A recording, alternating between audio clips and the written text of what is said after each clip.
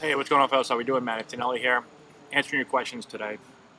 Today's question is on coaching and whether you have to be a good player or a great player to be able to be a good coach. Um, Before we get into answering that question, check out the description box below. We've got a deal going on with Plate Crate. You guys will get 50% off your first Plate Crate by putting Antonelli in the coupon code box. So go ahead and do that. Okay, let's get back to the question. In my opinion, and this isn't just my opinion, I think if you look around, not just baseball, but all sports, most of the really good coaches were not great players, right? Um, there's been a lot of great players that have not gone on to coach.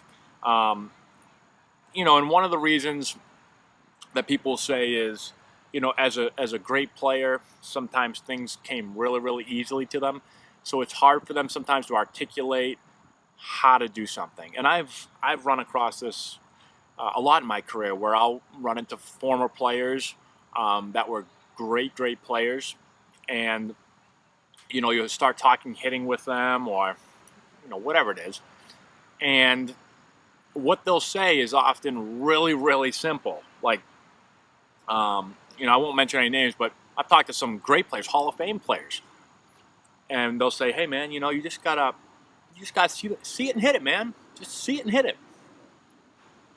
Well, that's great, but what if I feel like I'm not seeing it and I can't hit it? Like, now what do I do? Um, I've had coaches say, you got to just have balance, have some balance, swing that thing. Okay, awesome. What if I'm having a hard time being balanced? So sometimes, this isn't for all really good players, but sometimes for really good players, that's what they did. They literally just saw it and hit it, and that's it.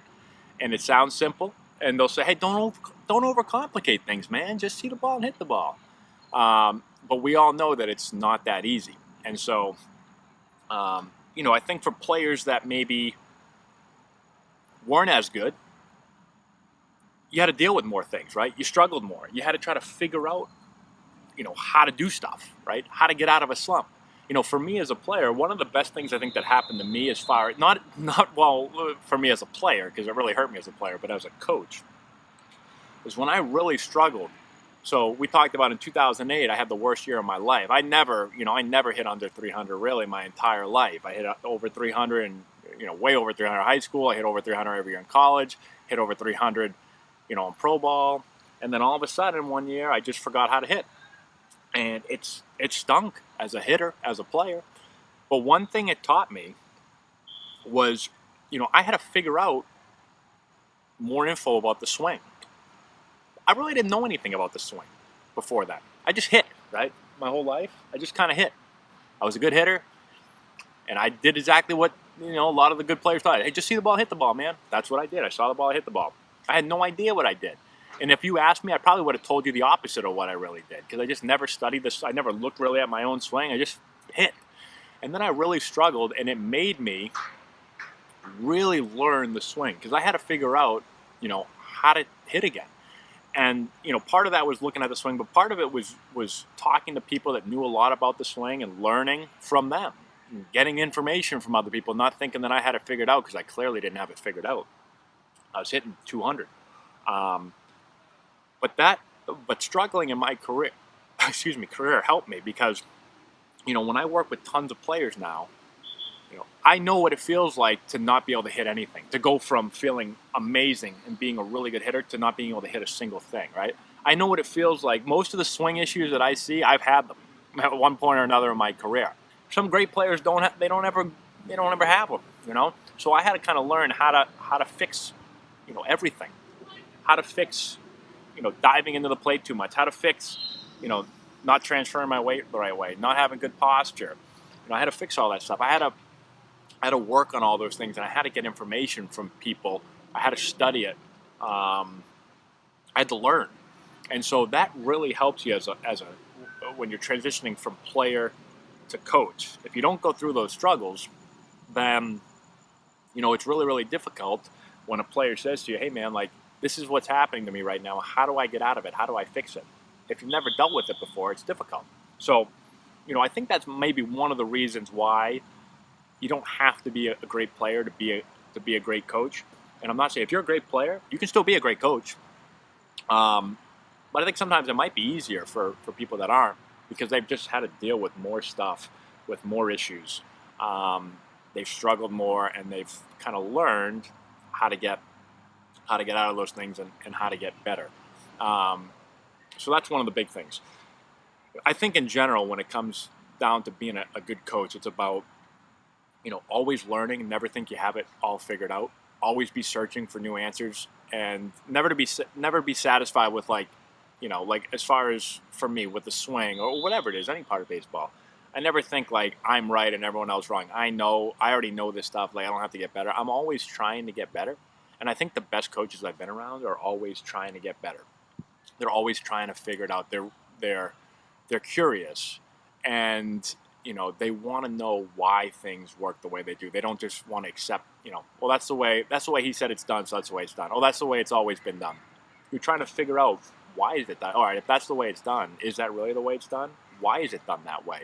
How can we do it better? So I think that's one of the really important parts of coaching also.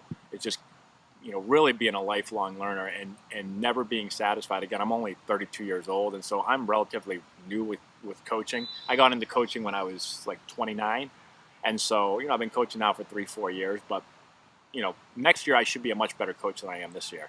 In 5 years I should be a way better coach. In 10 years I should be a way better coach.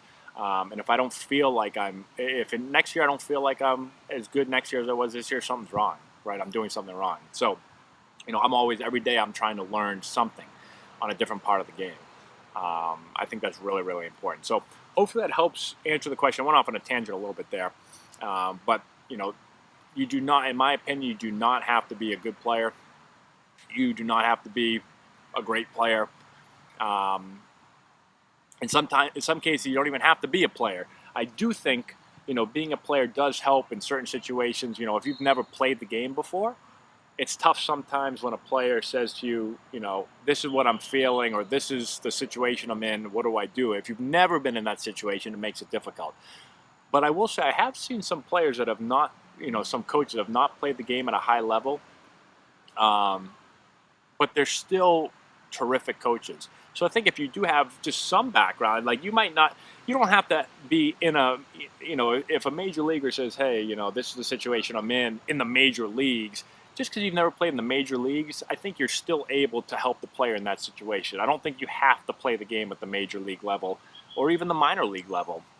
If you play baseball, there's situations when I was younger, I can think back to when I was real young that I was in situations, the same exact situation that I was in probably when I was in the major leagues. The only difference was it wasn't in the major leagues. It wasn't 50,000 people at the game. But if you've played the game a little bit, you've probably been in a lot of different situations. Obviously, the longer you play, the more situations you'll be in. But so hopefully that clarifies stuff for you guys and my thoughts on being a good player, a great player, and do you have to be a good coach or a great coach? So let me know your thoughts on the subject below in the comments section. Check out again our description box. Type in Antonelli when you go to the link for 50% off of your first play crate. Also, I have a bunch of links to videos and training tools we use with all of our players. Definitely check those out. Check out our Instagram page, Antonelli Baseball, Twitter, FeedMan29, where you can learn a lot through our instructional videos.